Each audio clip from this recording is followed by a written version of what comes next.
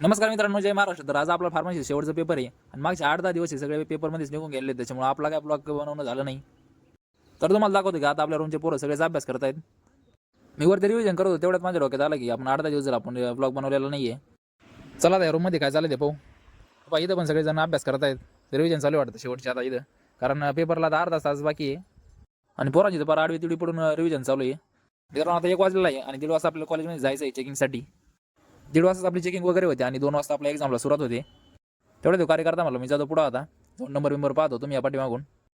इथं स्वप्नील भाऊची शेवटची रिव्हिजन चालू आहे वाटतं. लई डोक्याला ताण देऊ राहिलं होतं आणि कोणालाच माहिती नव्हतं बरं का मी ब्लॉग शूट करतोय म्हणून. हे पाहिजे किती राडा घातला पोरांनी, झोपलेले कपडे पण नव्हते आणि भावेश भाऊचा पूर्ण अभ्यास झाला होता, त्याच्यामुळे ते म्हणलं आपल्याला काय वाचायचं नाही आता.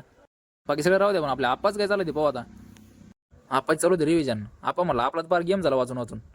आप्पा म्हणलं तू थोडं थांब, मला फक्त नाही आता एकदा वाचू दे. डायरेक्ट कॉलेजचे कपडे घालून डायरेक्ट आता मी 90 निघणार आहे. बाकी कोणाचं काही असो, पण आपल्या रोहित भाऊचा विषय जरा वेगळाच चालू होता. तो पाहत होता रूमचा टाइम टेबल. त्याचा विषय एकच होता, 4ची बारी कोणाची. आता इथं कुणाला कशाचं आणि कुणाला कशाचा. आपल्याकडे कार्यकर्ते लय डेंजर आहेत. हे पाहता इथं आपल्या गाण्याची रिव्हिजन चालू होती.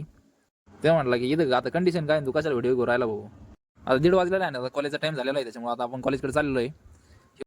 निलू आणि गणपत माझ्यासोबत होते, बाकीचे मेंबर पुढे गेलेले होते, काही जण मध्ये गेले वाटतं. आणि समोर आपले ऋषी भाऊन ते इथं, ऋषी आणि रोहित छत्रभुज. ऋषी भाऊन इथे काय कोपरापासून हात जोडले भाऊ कॉलेजला. आपण म्हणे या कॉलेजने तर आपली बारी जिरली भाऊ, पेपर देऊ देऊ. तेवढ्या सरांनी आवाज दिला तिकडून, म्हणजे चेकिंगचा टाइम झाला चला पटकन. हे आपले बाबाजी पाटील आणि पाठीमागे नितीन काकडे, शेलार भाऊ. इथं अगोदर चप्पल बेड सगळं बाहेर काढून ठेवावं लागतं आणि मग चेकिंग होते. इथं अगोदर नंबर पाहून घेतला कोणत्या हॉलमध्ये येते. तर मित्रांनो, आजचा आपला ब्लॉग इथेच थांबतोय, कारण आता मला मोबाईल इथं जमा करायचा आहे. तर भेटूया पुढच्या ब्लॉगमध्ये लवकरच. आणि ह्या ब्लॉगचा पार्ट 2 आपल्याला लगेच येणार आहे. पेपर झाल्यानंतरचा पार्ट 2 राहील, खूप इंटरेस्टिंग राहील तो. जय महाराष्ट्र.